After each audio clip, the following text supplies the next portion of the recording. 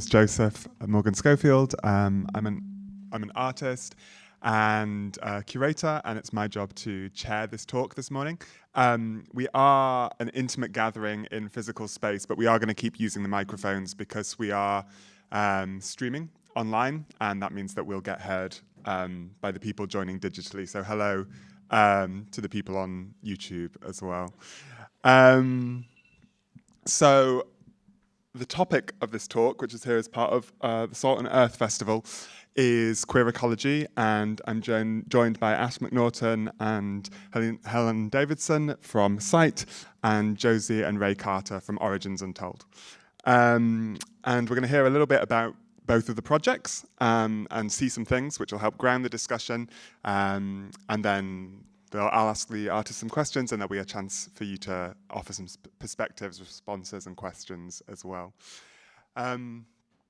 I think when we talk about queer ecology, it's like one of those phrases that seems to have got like a lot of traction in all sorts of discourses, discussions, especially the art world at the moment. And it's kind of interesting to think about what that means. Of course, it could mean an awful lot of things. It could be about sex and desire and the way that that operates outside. It could be about cruising or eco-sexuality. It could be about gender. It could be about ideas of the natural and ways that we think about disrupting or reclaiming that. And it could be about the politics of visibility, about living while queer in ecology. So there's all sorts of things that it could mean, and hopefully by the end of this we'll hear a little bit about what it means for each of the artists here today. So I think I'll stop talking and from Sight, and just to introduce that project. Sight, which was born in 2018, is facilitated by Selina, Bonnelli, Helen Davison, and Ash McNaughton, and it's an open platform inviting artists to create collaborative, site-responsive performance art in locations of socio-historic, architectural, and ecological interest through actions, gestures, and intervention. The aim is to hold space for artists from different backgrounds and experiences to come together to share and develop our practices, queer our surroundings, and support artists to work eco-consciously and with empathy for our environment. And I should say that whilst we have Helen and Ash here physically, Selina, who couldn't join us today, is represented in rock form by this totem that Helen and Ash have brought into the space. So I'll hand over to the both of you.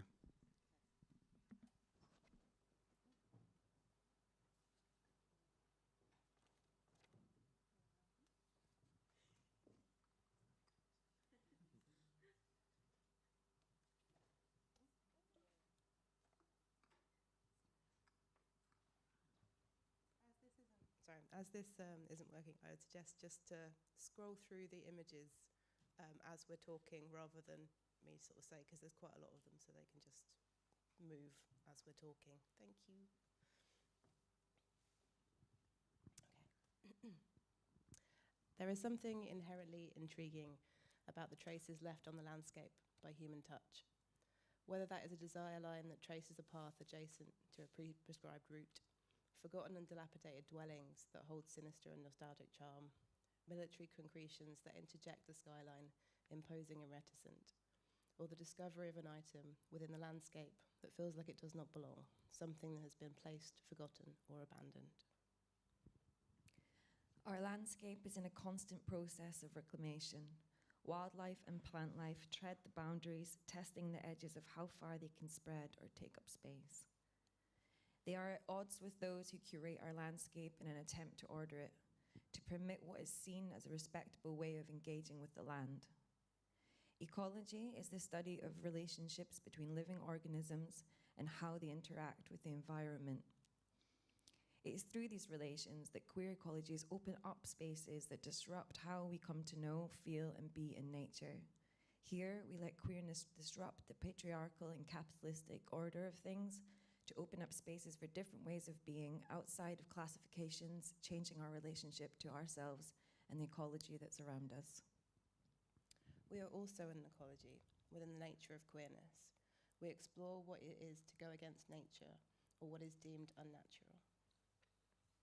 We transgress boundaries made by society and feel what it could be to be led by senses, bodies, desiring objects, subjects, inorganic and organic matter, in the moment and in the moments that came before us, that we return to time and time again. Performance enables the process of what it is to be and to be ourselves in a society that sees us as aberrant, inappropriate, and silences us. Performance offers a space to just be, without hierarchies or expectation. Where queer bodies fail at the expectations placed upon them, they, by reclaiming spaces, usually reserved for normative bodies and processes, can expose the inherent biases and structural inequalities inherent in the systems that extend even to how we view, use, and correlate to nature, the landscape, and the delicate balance that is the ecosystem. These relationalities are also ever-changing and evolving. They are ephemeral, transient, just as the performances are that we undertake to articulate them.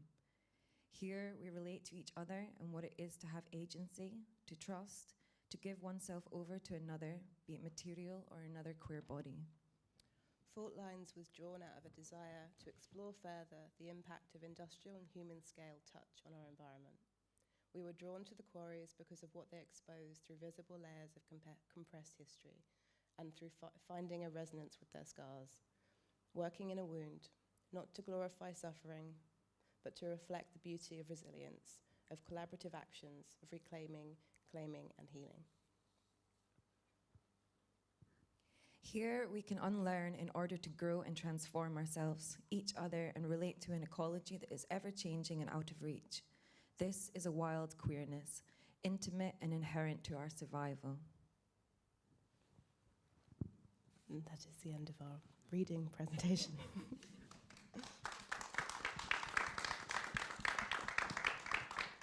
Sweet. Thank you so much, Helen and Ash, for that lovely text and glorious images.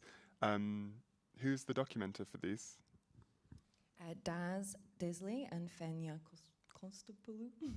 Fab. And we should say for context that Fault Lines was two performances which took place in quarries in Kent and northern France, and that there's an installation that people can see that encompasses found objects from ephemera and film footage of the performance explorations. Yes, it's over at Block 67 in the Glassworks. Fab. Through that text that you offered us, and looking at the images and knowing a little bit about kind of their experience of making performance, what was coming through really strongly for me was this kind of sense of of experience, right? Of something embodied, of something sensate, tactile, something that you go into the quarry to have experiences and to feel something. And I wonder if you could share a little bit of, from each of you, like what that sort of embodied experience was, like what came up in the process of making these performances, and how that might speak to your experiences of queerness or of ecology or even queer ecology. I think I'd like to start, if that's okay. I think there was something also in the journey of going together as a group, which initially I think I was feeling that kind of unity. But what I first felt on entering was this really strong sensation of the excavation of land and how that relates to my body. It may be like unsolicited excavation of my surfaces, my internal, and the layers of that. And there was a really strong sense for me to reclaim that. And I found that very evident in both the sites, in the terms of the flora, the plant life, perhaps even then trying to add a layer of a different story in these spaces and in my body, and that's what I felt. Yeah, I think so. The two quarries that we used for the performances, one of them is publicly accessible in some ways, and the other is a site that is not accessible to the public and is part of an active quarry.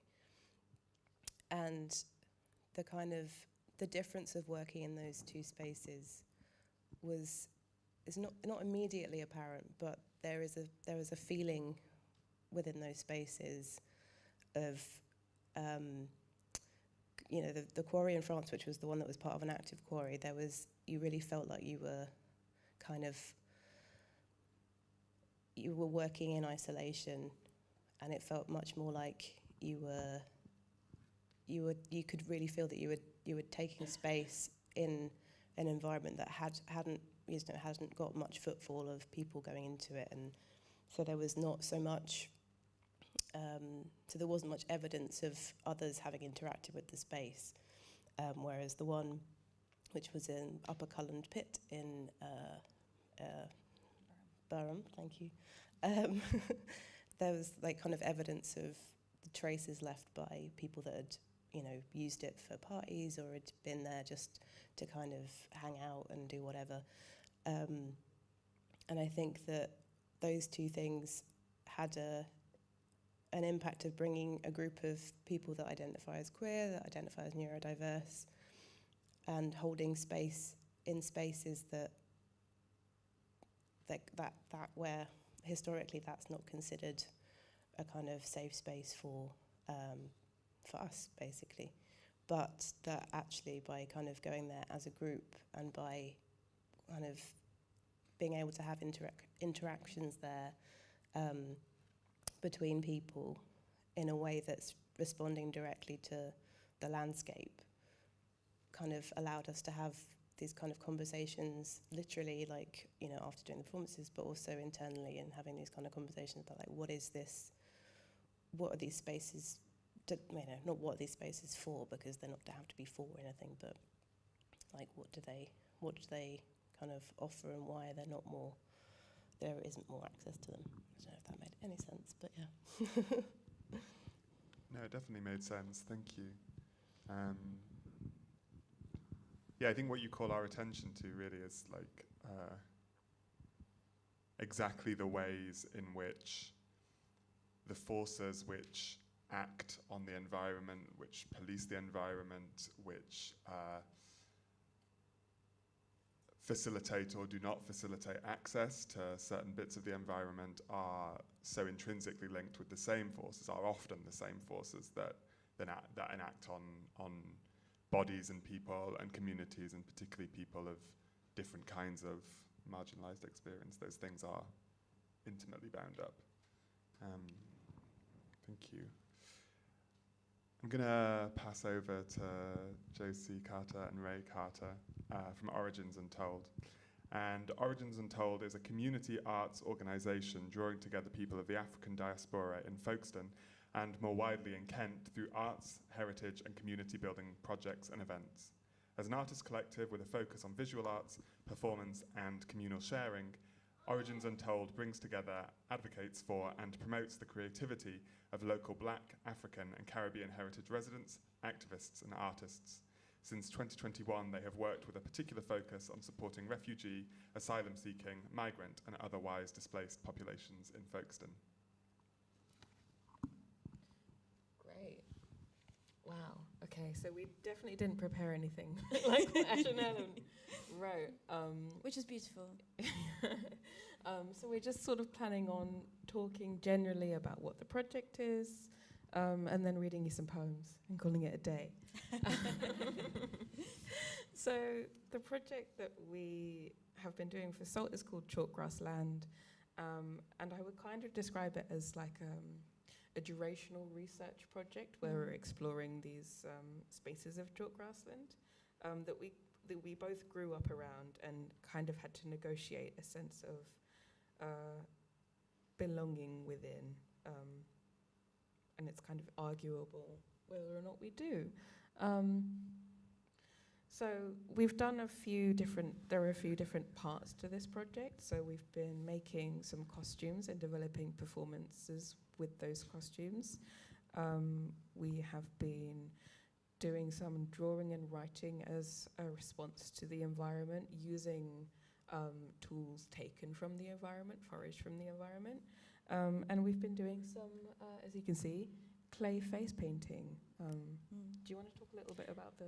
Yeah, well, I mean, at first Yeah. I wanted to say that it's been amazing working on this project, I think, because of the scale of it is sort of the scale of our relationship. It's a negotiation between the lives of us two as people who grew up in parallel with each other and worked out parallel ways of being, both together and apart from each other, and sort of in our separate societies and identities, and together in our house, actually, even.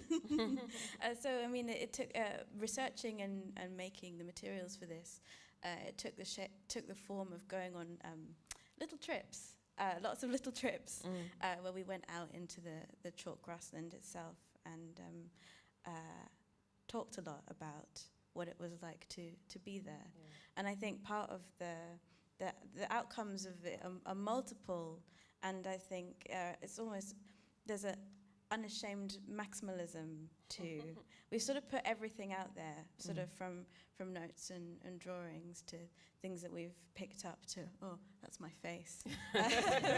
You know, using photography, I mean, neither of us are photographers, as a visual note-taking, and really it's kind of trying to take advantage of all of the materials that are around us, intellectual and creative ones, but also the natural materials of the rock, and sort of bringing them as closely as possible into relationship with our bodies, which is where the face painting came from, and that we sort of just wanted to do it. And a lot of it is just, you know, reacting to feeling drawn to something, drawn to the materials, drawn to the subjects, going where we wanted, wandering where we wanted with our explorations into, you know, the meanings, if you like, of chalk grassland. And I think since the beginning of the project, I think I've just said repeatedly, I really want to put some clay on my face. I really want to do it. I really want to do it. And then doing it and working out what it has meant, and kind of there's aspects of disappearing into the landscape, and the idea of embodying and becoming one with the landscape, which is a very queer ecology idea, I think.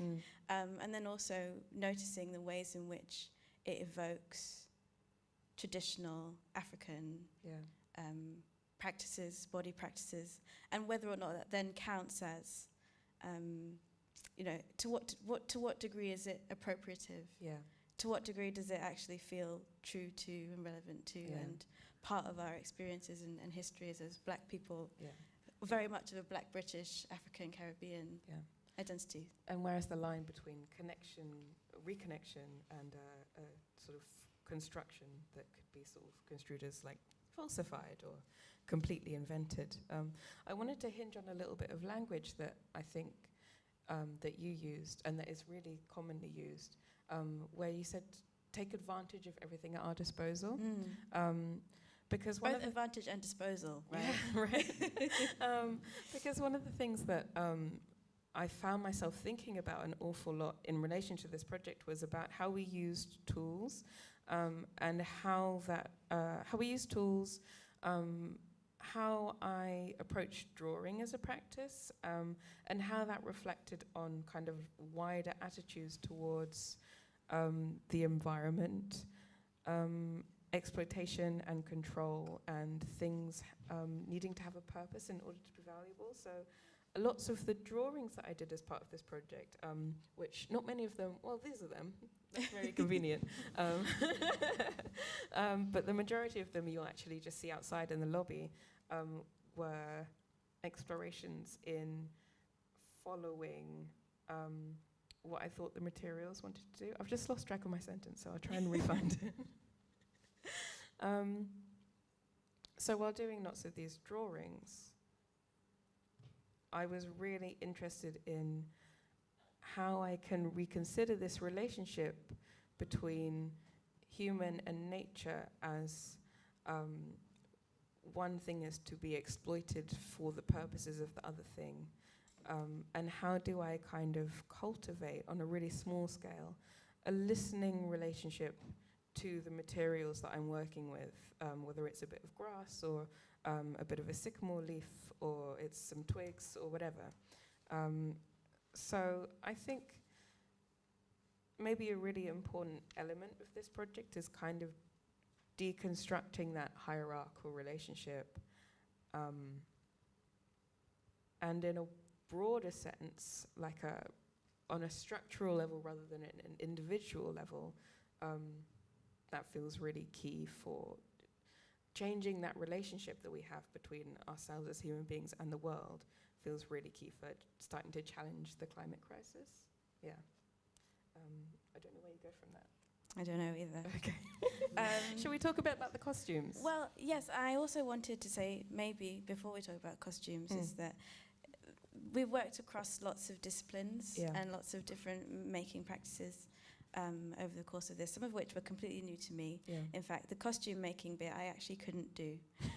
We were supposed to work on them together, but I couldn't work out how to make the knot that is the basis for because it's a net, and then you tie the raffia onto the surface of the net, and I just I can't do it. I don't know how to do it. I watched a lot of YouTube videos, but you know, there's dance, there's poetry, there's found poetry, there's chanting, and then there's visual outputs. There's sort of ink drawing that Ray's just mentioned, and then I was doing a lot of documenting. I found it necessary to do documenting of these vast range of processes, using recordings and typewriter, which potentially is the least successful part of the project, in that I lost many of the recordings that I made. And the typewriter, the typescripts of the recordings took a very long time to produce. What was my point about that? I don't know either. No, but I was just thinking about how we as artists, as well as twins, as siblings, were kind of negotiating territory.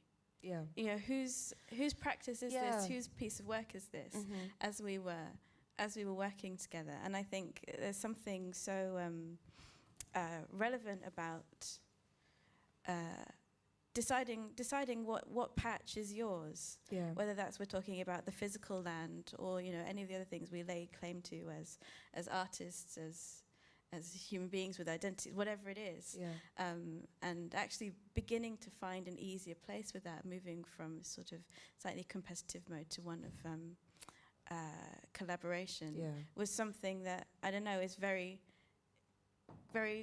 you know, it queers relationships. Yeah. It queers the sort of capitalist kind of extraction, exchange stuff. We will, you know. Yeah, and how difficult it is to move into collaboration from a competitive place. That oh my is gosh, it's so really difficult. Socially encouraged. Yeah.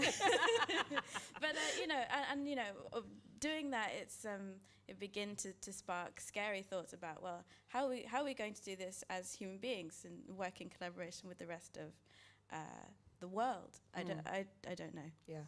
So, I mean, lots of this work is like, oh, I'm so scared about the world ending. I guess I'll make a costume about it. And, you know, we can run around on the chalk grass and in our bare feet, and maybe that'll do something. We'll feel better. I bet. This is interesting. This PowerPoint is meant to give you an idea of the work that we're doing, and it kind of doesn't, because it kind of just turned into a bit of a visual collage. But there's something I really enjoy about that, because it's really self-conscious. It just gives you these tiny little snippets of what we're doing and what we've done, and like this kind of very tentative little pictures of our bodies. Like, it's keeping so much from you, and in a way that's also a lot of what this project was about.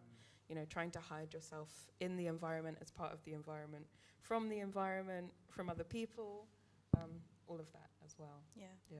I love being a grass monster. It's very liberating. Should we do some poems? Yeah. I feel like we've overrun. Yeah, I think we have. Okay. Shall we do Basin composition and then a poem each? Yes, Okay. that would be lovely. Cool. A note about the chants. So we have one of the outputs of this is a performance which we did a version of yesterday. We have another one coming up tomorrow morning. Starting on the stage will be a walk up to the lip of the Warren, and we thought, as part of as a nod to the actual ecology, to the composition of the land, we would use these geological and botanical language to just pay a bit of homage to our surroundings.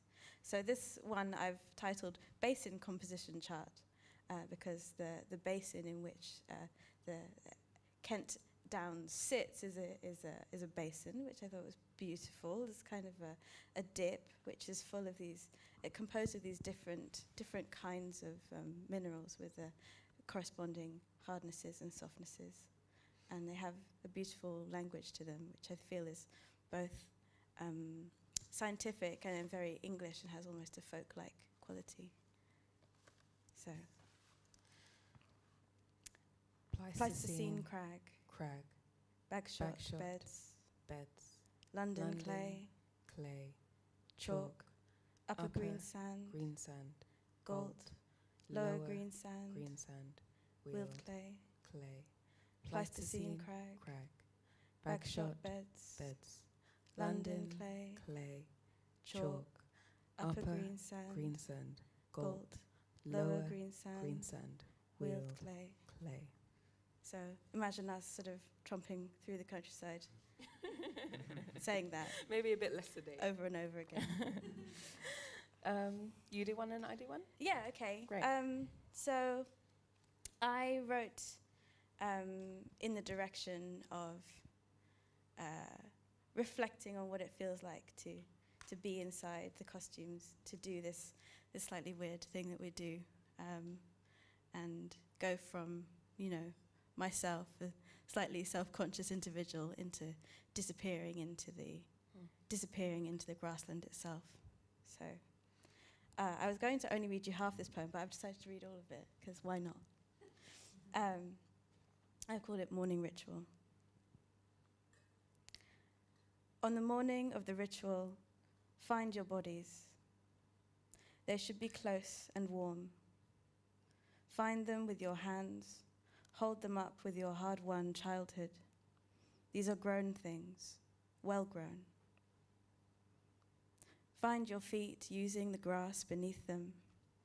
Know yourself perched teeteringly on the present amid the dark, sharp edges of scrub, with the entire earth underneath you.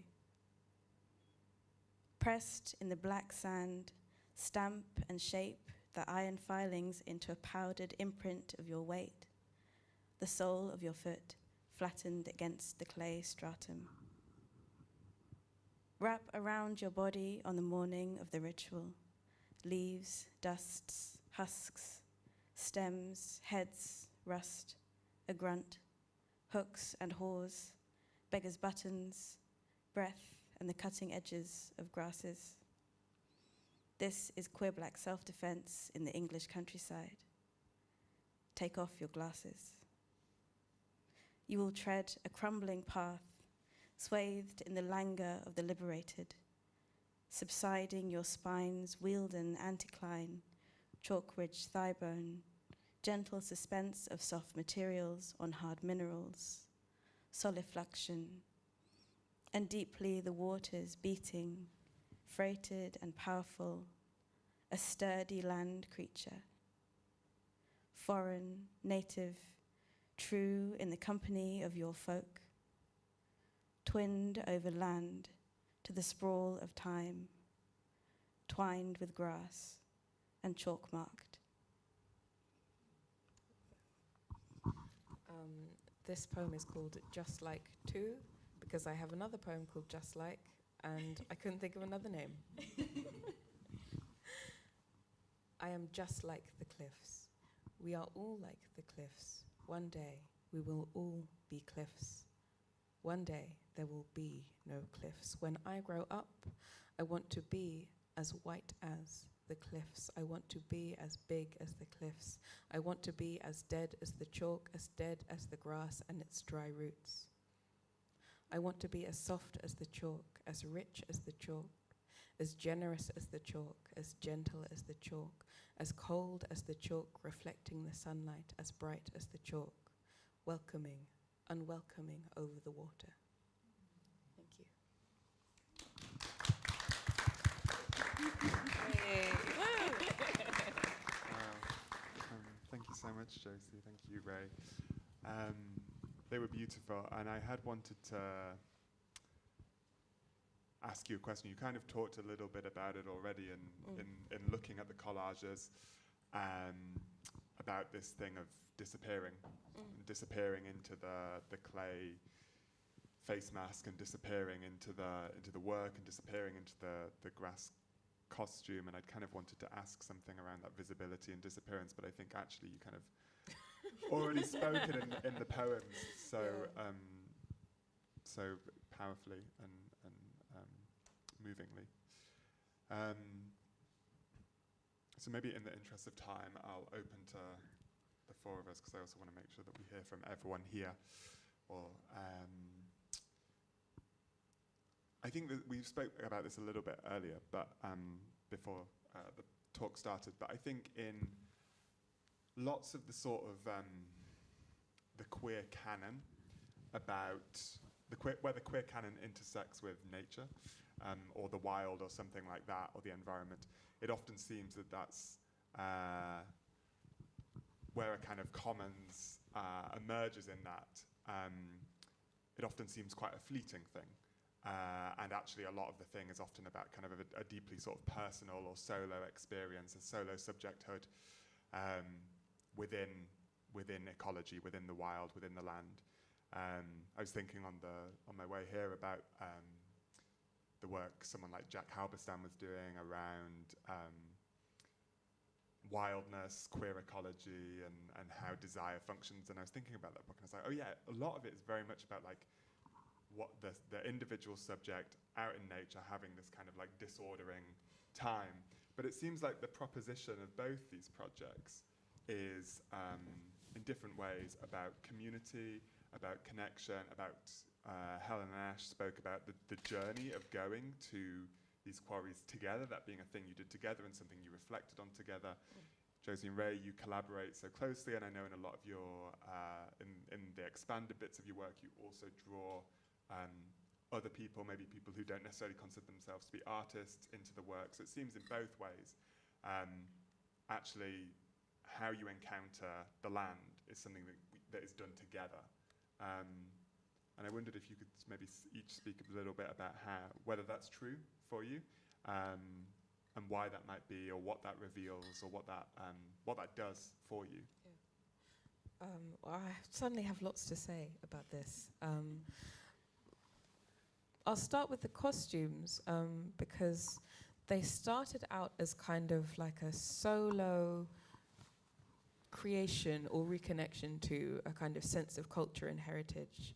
And something during the project that we noticed about that was that done as one person, by yourself, that's completely futile because that's not what culture is, doing something by yourself.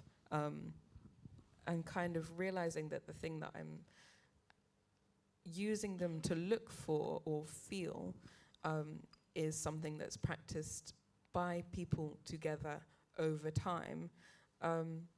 There's something very kind of hopeful and hopeless and sad, and I think that lots of people from lots of different places with lots of different heritages and histories can connect to, about really trying for something that feels like it's been taken away. So that's one thing. And then the other thing I think is that the experience of queerness in terms like going from the broadness of queerness as like a way of seeing things and responding to things, and going back to queerness as like sexuality, I guess. So much of that experience is about deciding that you can't be with people, or deciding that you're different from people, or deciding that the differences are too hard to bear in order to maintain a relationship, or to stick with a group, or to endure some kind of othering thing that's happening to you. And what that does is it really dislocates us, and we kind of find things again in each other. Very often we create something new. But when you don't have the opportunity to do that, it ends up just being a really isolating, really difficult experience. So I kind of, the doing it together is a resistance to that, I guess, of being able to say that as queer people, we can have something old. We can be a part of something with lots of different other types of people. That's an experience that is available to us if we take it, you know. And it's hard, you know, if we can endure it, which many people can't afford to. Can I add something here? Yeah. I mean, it's been interesting. I sort of feel like I've had charge of the theoretical arm of our, like, you've been doing things and making things, and I've been thinking about things and reading things, and you know, not actually putting anything out into the world, which is fine, I've decided. So I have read enough queer ecology and sort of investigated into the, you know, the theoretical sort of miasma around queer ecology. Is it necessary and is it sufficient? Is it if we're using it as a world-making practice, can we subsume everything under the umbrella of queer ecology, even things that won't or can't sort of submit themselves to this identity category or practice category of queer? And I feel like the answer is sort of yes and sort of no, in that if everything is queer, it loses a specificity, and also it is kind of like going out and making this queer empire and claiming everything in you know, as part of a queer way of being. But also it has to be of a part with the world. One of the little outings that we went on was to a plant medicine walk in southeast London, which was for queer black people and queer people of colour, and it was sort of a group of about 40 beautiful young queers together in a field, and we went and we picked berries and smelled things, and it was lovely. But also there was something extremely, I found it very hard to be there because of the prickliness and the defensiveness and the conditionality of being in that group. It was so, and this is obviously because of oppressions. People's lives were hard as queer black people and queer brown people in the UK, even in London, where there was enough of them that they could feel like they had someone else or whatever. But the defense mechanisms, you know, it's like people were really held apart from each other and the world, and could only relax into each other's company once sort of a kind of, you know, some criteria had been fulfilled. And kind of as people who had just shown up to sort of fight to be, you know, part of the, you know, community, was really tough. And I felt that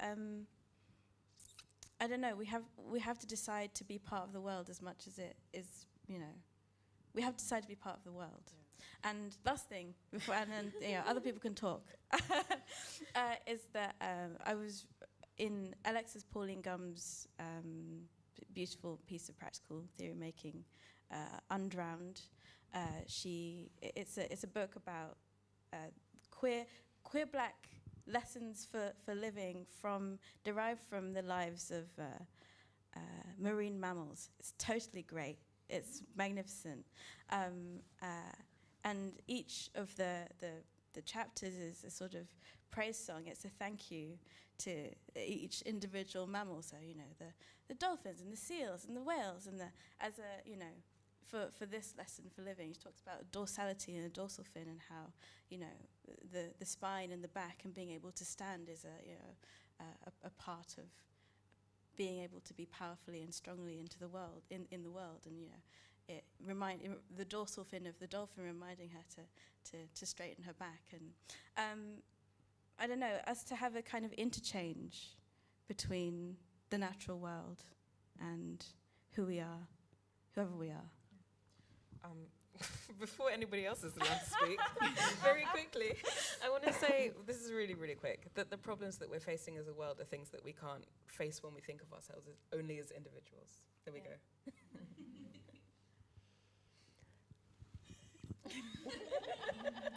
I'm just going to mime the rest of it. No, yeah, I think, I feel like I've got very disordered thoughts just because of everything you're saying. It's really massively interesting, and it's making my brain go. We acted a tag team, and we're like, "What about this? What about this?" Sorry. No, it's super interesting, and I've kind of got sort of 2.5 things that have arisen from that, which is one, when we were kind of maybe there needs to be more of an explanation of how sight operates in a way, because obviously we've made a presentation of 2 performances that happened through sight sessions, but we don't normally formalise an outcome for sight. So we have these beautiful films, but often we have documenters with us, but we don't necessarily see what's being produced as a kind of a representation of the work. And sight operates as kind of, as we were saying about, you made a point about how it is gone. You made a point about how we can only finding the space for ourselves to have a chance to collaborate and work together, because that isn't given to us. We have to seek that out.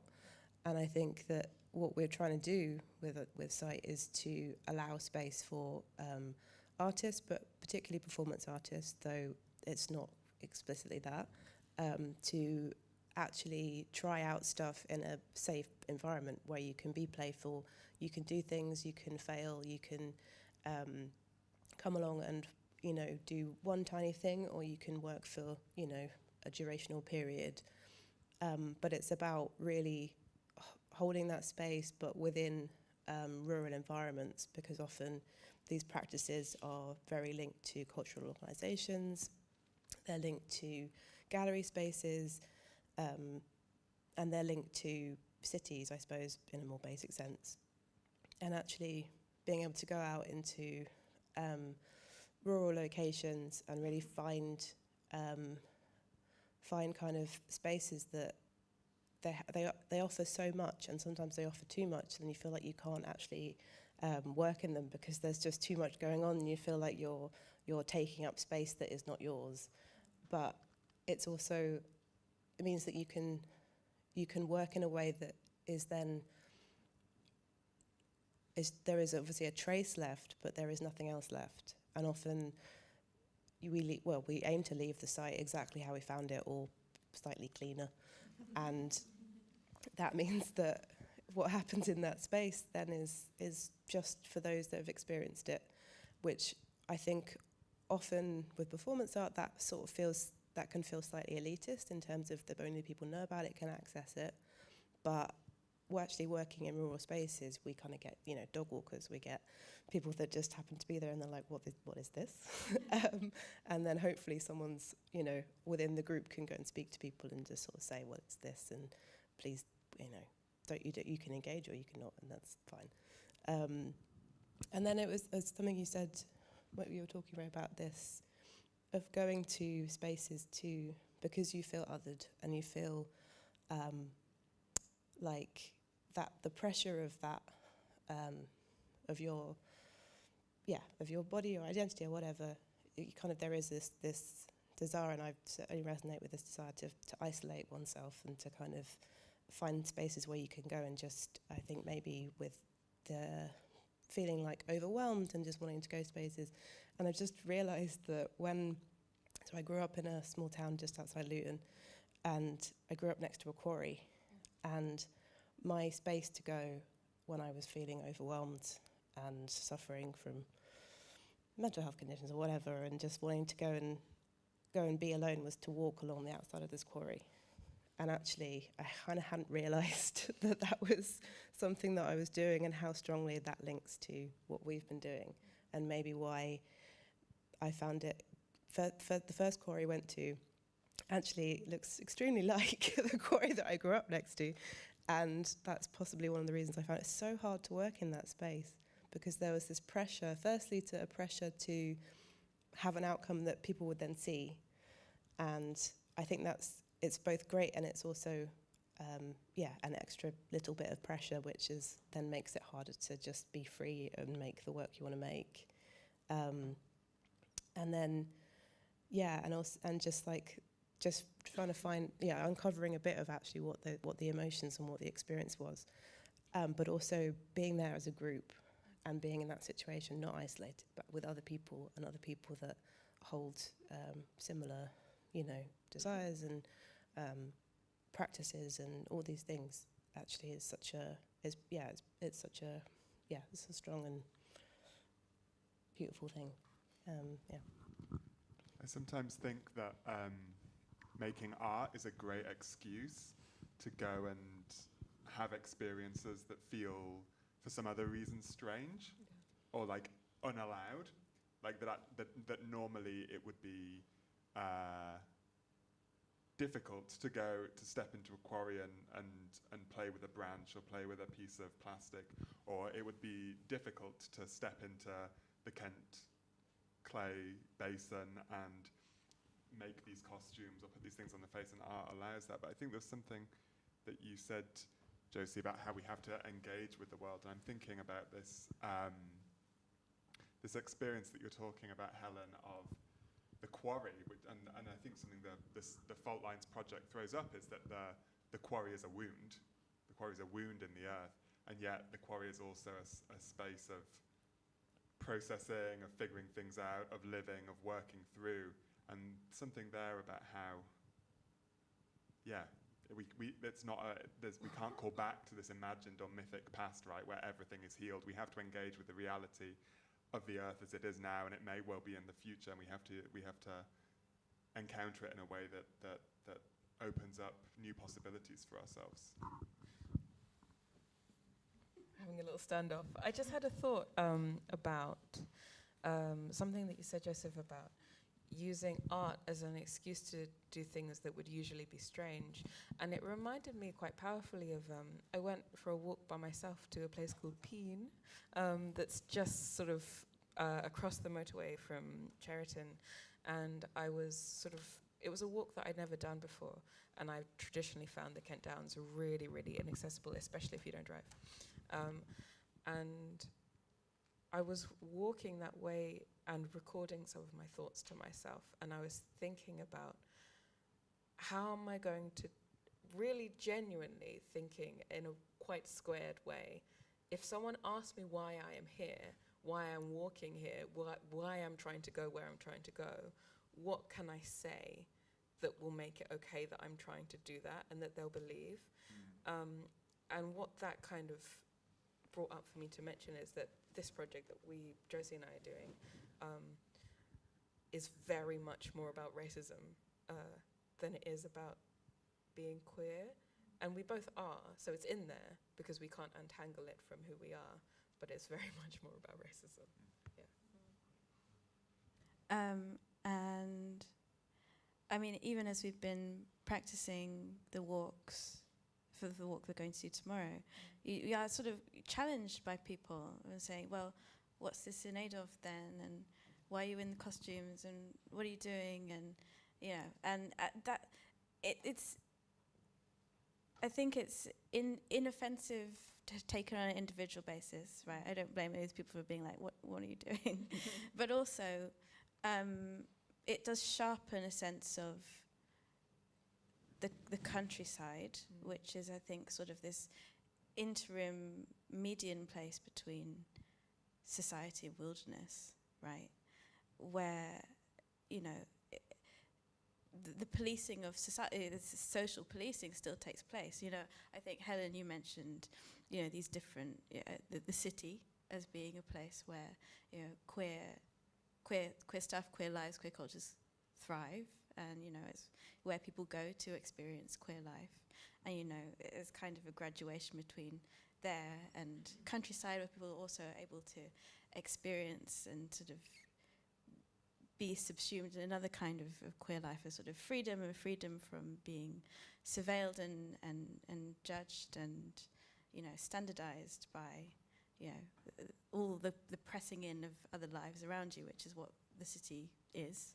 And in the countryside, there's this sort of medium place where, I think it is almost like analogous to the suburbs, where you kind of retreat from like this public squareness into somewhere where the public square is your family, and you retreat from the public square of the city to where the public square is the people who have also come out here to this place, and they're the representative of society, and they kind of also are, using norms to normalize what's happening around them. And I was on my way to a point. And what is it? It's about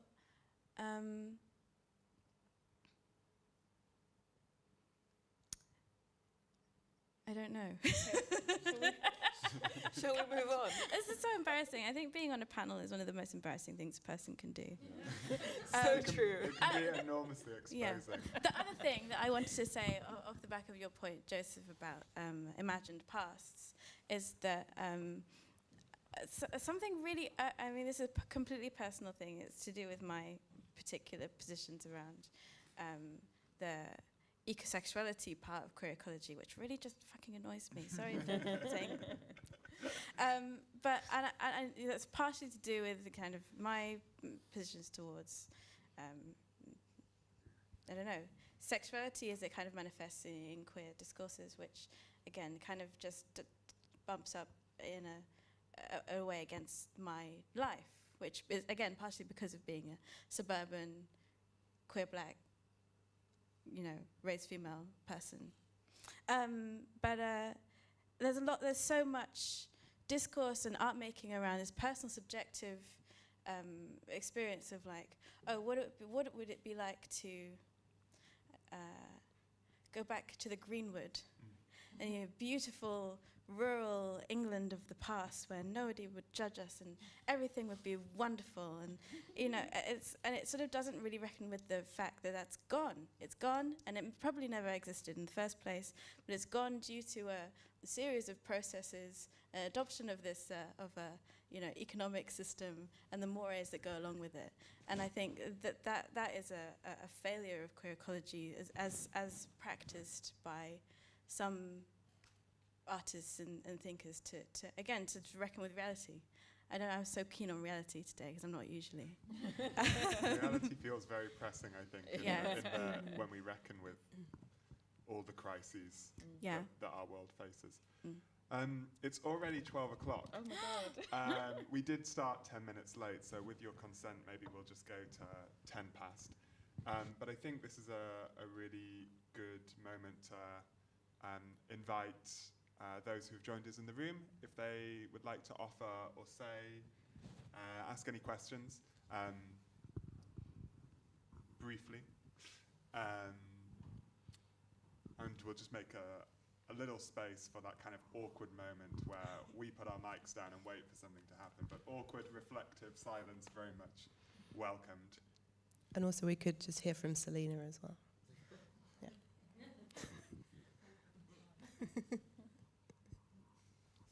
Thanks, Selina.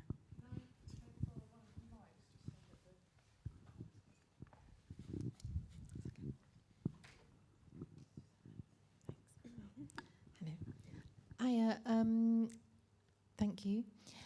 This is for Ash and Helen in relation to the editing of the. I was really interested, Helen, about you talking about how the needing to it being about the work, and then you've made it for us to see as well, and sort of I'd really be interested, Ash, in the choices then when you were in the edit of. Having been part of that process and it being about what happened in that moment, and then making choices with the idea of not knowing who's going to then be looking at it. Thank you. It was really difficult. It was very close as well, so hadn't really had, I suppose while I was rewatching the footage, it was trying to still process what had happened. And I think it was one day, actually it was Monday, and I was like, this time last week we were in a quarry, and now I'm watching it on the screen. And I think in this terms of, I'm kind of digressing, the collaboration point of it as well, it was a really beautiful experience to be able to see outside of my perspective as well. So a lot of the things, maybe these small details that were happening while I was in the middle of maybe tying my feet or something, and felt that I couldn't see what was happening behind Helen, let's say, for example. So then to see these from a different perspective was quite moving as well, to have a more overview of the site. And then when it came to the editing, it was also really challenging because it can really go any way. Like how do we want to represent this? Because even though there was someone there, specifically 2 people there to actually document, it still wasn't actions to camera. So there was a lot of context, perhaps, or ways of putting it together that maybe how would it make sense or to a viewer who hadn't experienced it. Initially, we had the idea that we wanted to kind of splice both of the France and the UK footage together. So it was almost happened simultaneously in one film. But then when it came to the editing, I ended up changing that so that they were side by side, because it felt maybe a bit aggressive in a way to then to cut up these actions or these contexts, even though when you view them as 2 films simultaneously, then there is this correlation and conversations that are happening between these two sites, between material, between bodies, and between the geology of the 2 sites, which had very similar materials and fauna and flora. Does that answer your question? Just to sort of, absolutely. And I'm interested about that sort of that notion of the private and then pulling away and for the audience, just in relation to, you know, the gaze on you and that. Yeah, but you might not want to answer that. Do you want to say anything about that? Should we maybe move on? I'm sure maybe just move on so that we can hear a few offerings. Thanks so much for today and sharing your work and thoughts with us. It's been amazing. This has been, apologies if this question comes out garbled, because it's been in my mind since you talked about the quarry and that it's a working quarry, and about whether or not you had permission to be there and whether or not you went there without permission. And then later what you were talking about the racial, the things you have to think about when you're walking to Peen is totally different to what a white person might have to think about if they're doing a walk. And how your exploration of a landscape, you know, which with the Dover White Cliffs has kind of become synonymous with with racism in British and this whiteness, and how different that makes it to an exploration where you have permission to be there. And I'm kind of thinking about, I've recently read a book called The Book of Trespass by Nick Hayes, which I recommend to anybody. It's a fantastic book, which really looks at the notion of trespassing and queerness and how our minds see a sign that says no entry as a literal wall when it's just a sign, and what it means to go beyond that, and how much more complex that makes it when you're queer, and how much more complex it makes it when you are queer and black. And I don't know if you had permission to be in the quarry or not, but I was wondering how much difference that would make if you didn't, and how that might relate to your experiences in the landscape as othered 100 times again. Oh, that's really interesting. I think it would be great if both of us spoke on that.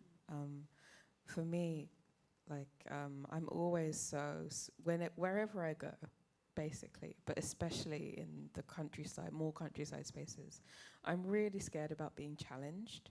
And it's on my mind pretty much constantly. And there have been lots of instances where have been people who aren't scared in that same way, and it's really jarring, I think, to come up against it when you're scared about being challenged and you're with someone who's not, and they do things that terrify you. And almost in some cases it makes me quite angry that Josie has an anecdote, but it might not be best to share it here. Probably not. But what was I saying? Oh, was really struck when we were doing our little walks over how prevalent this, when you go out into a countryside space. I guess it's the same in an urban space as well. How many signs there are that tell you what to do. That was just something really interesting to observe as well. Yeah, I'd love to throw it over to you too. We did have permission in this instance for these quarries. Not only did we have permission, but we did an entire health and safety training in French that now qualifies us to work in the quarry as one of the quarriers. So that's what we're going to go and move on to doing after we finish this project. But yeah, we did have permission. I feel like, if for very different reasons, feel exactly the same way about entering spaces where I don't have permission, because I feel like I'm going to get told off. Yeah. And I also work with people that really don't feel like that. And some have with varying degrees of feeling like that. And it's like, well, if people come and tell us off, then we'll just go. And I'm like, but I don't understand. Yeah. End of the world. It's the end of the world.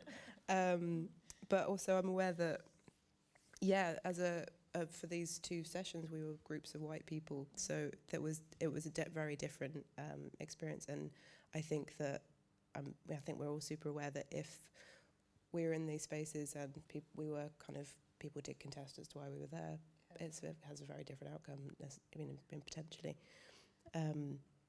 But it's also, and it's strange how working in the spaces we're trying. But often we don't have. Often we're going to spaces and not getting necessarily all of the permissions, and going into the spaces because they're the interesting spaces, and it's like, well, the ones that have elements of human activity, say it's a kind of abandoned house, or it's the kind of amazing kind of military structures. Some of them are completely accessible, like the fort that we went to in Seanmead, and some of them aren't, but there is evidence of frequent use in a lot of ways. So there's this kind of margin of like what is publicly accessible, what is accessible because people have made it accessible for their own purposes, and what is completely not.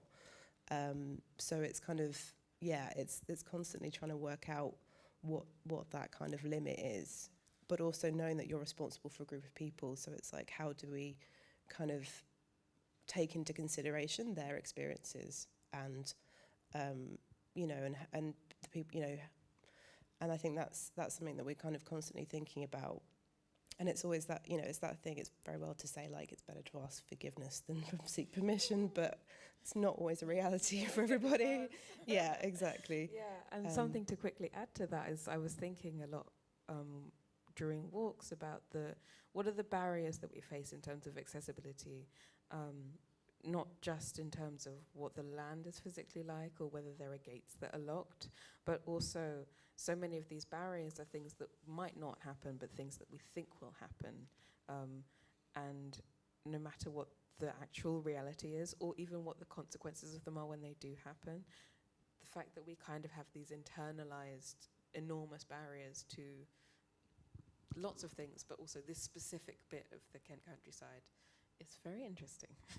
I also wanted to add just really quickly that I think over the course of creating this body of work for Salt Plus Earth Festival, most, if not all, of the artists had to go somewhere, do something, take something that they weren't sure that they were allowed to do.